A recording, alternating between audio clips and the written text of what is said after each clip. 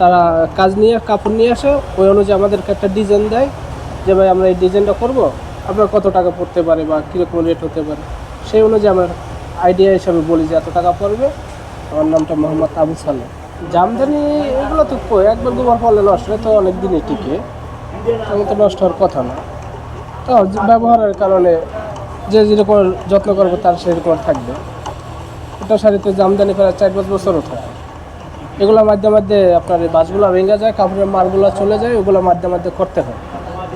একটা মার আছে, এই মারটা তো শক্ত, এটা চলে যায় অনেকদিন ফালাই রাখলে এটা চলে যায়। বাঁশ থাকে, আপনি এই যে বাঁশটা দেখছেন, এই যে দেখুন দেখা যাচ্ছে এই যে লম্বা বাঁশটা, এটা কিন্তু একদম মেটেল, শাড়ির বরাবর মাঝখানে। এটা দেখা যায় একটা যদি 6 মাস একটা জিনিস পরে থাকলে এমনি তো ওটা নষ্ট হয়ে যাবে। আপনি ধরলেন না, ওটা লাড়লেন না, তখন কিন্তু নষ্ট হয়ে যাবে জিনিসটা। এটা লাড়াছাড়া করতে হয়। কিন্তু যা আছে অনেকের, আমার 5টা শাড়ি আছে, ওটা কাজে লাগানো, ওটা যে ডয়ার করে ফলাইতে আস্তে আস্তে বাঁশটা ভেঙে যায়। এটা হচ্ছে যে আমাদের কারচুপি কাজ বলে, হাতের কাজ আর কি। হাতের কাজ বললে সবাই চিনবে। এটা বর্তমানে করতেছে একটা শাড়ি। এটা তো জামদানি বেশিরভাগই জনপ্রিয় বাংলাদেশ। এটা বেশিরভাগই এমনি বিয়ের ক্ষেত্রেই চলে ভালো জামদানি। এগুলো দামি শাড়ি, এমনি মোটামুটি কিনতে গেলে, আপনি নর্মাল শাড়ি কিনতে গেলে 5,000 টাকার উপরে আছে, আর কিছু নর্মাল আছে, বেশি দামি আছে, সেই জন্য জামদানি। এটা তো আমরা হাতের কাজই বলি। এটা জন্য এটা ইন্ডিয়াতেই প্রথম হয়েছে, এগুলো এখন বাংলাদেশ এবার চলতে আছে। এই কারণেই মানে হাতের কাজ এগুলো সব জায়গায় কম বেশি চলে, সবাই পছন্দ করে এই জিনিসটা। বাংলাদেশের বিখ্যাত এরকম তো বলা যায় না, কারণ যার যেটা পছন্দ হয় আর কি। কেউ জর্জেটে করে বিয়ের শাড়ি, যেমন নিজের জন্য একটা কাজ করবো, আমার পছন্দ মতন আমি করাবো, সেটা আমার যেটাই ভালো লাগে সেটাই করবো। জামদানি হোক বা জর্জেটে করা যায়, মুসলিনে করা যায়।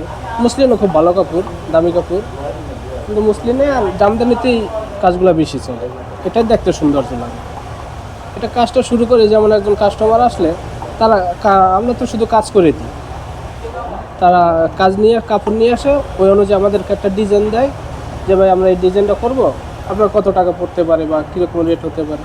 সেই অনুযায়ী আমরা আইডিয়া হিসাবে বলি যে এত টাকা পড়বে। যদি হয় তারা পছন্দ হয় ডিজাইন বা আমাদের যদি পোষায়, তাহলে আমরা ওই অনুযায়ী আর কি রেটটা বললে রেখে দিই কাজটা।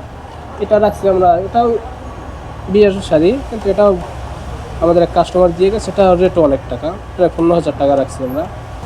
হ্যাঁ, আমাদের তো প্রথমত যাতে তারা একটা ডিজাইন দিল, ওই ডিজাইনটা আমাদের আগে ভালো মতন বুঝা, অন্য একটা কাপড়ে আমরা কাগজ, এই পেপার আছে, সেই পেপারে আমরা ওটা করে ডিজাইন করি, আগে ডিজাইন করে তারপরে মূলত ওইটা থেকে আমরা এই কাজটা সাজাই তাদের অনুযায়ী, তাদের পছন্দ কালার কম্বিনেশন দেয়, সেই অনুযায়ী আমরা সাজাই। আমরা মুসলিম আর জামদানিতেই বেশি করা হয়।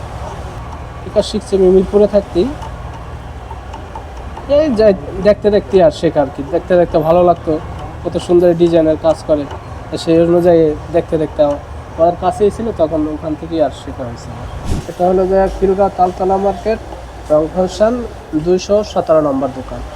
আমরা সব ধরনের কাজই করি, কারচুপি হাতের কাজ বলতে সব ধরনের কাজই করি। শাড়ি আছে, 3 পিস, লেহেঙ্গা, পাঞ্জাবি, শেরওয়ানি, এগুলো সবই করা পড়ে আমাদের হাতে। হ্যাঁ, কম টাকায় তো করি, কারণ আমরা এখানে দেখা যায় আপনারা যেটা কিনতে যাবেন মার্কেটে, কিনতে গেলেন যে একটা শোরুমে পছন্দ হলে, একটা শাড়ি পছন্দ হলে 20,000 টাকা। আপনি হয়তো কোনো বাবা আমাকে একটা ছবি এনে দিলে, হয়তো আমাদের যদি কমে পোষায় তাহলে আমরা কমে রাখতে পারবো। মিনিমাম 4-5 হাজার টাকা আছে, কমে হবে। কারণ আমাদের মেটেরিয়াল, আমরা একটা শাড়ি অ্যাডভান্স দিলে, আমরা একসাথে মেটেরিয়াল কিনলে আমরা 2,000 টাকা কমে পাই, সেই হয়তো 2,000 টাকা আমরা কমাই রাখতে পারি।